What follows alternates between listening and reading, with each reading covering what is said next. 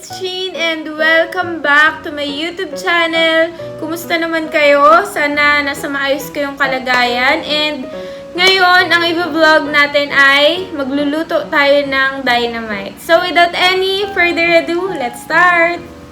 Ito yung mga ingredients na kailangan natin. Siling haba, ground pork, breadcrumbs, onion, garlic, pastry wrapper, cheese, paminta, betchin, carrots. Ayan. At kailangan rin natin ng cooking oil.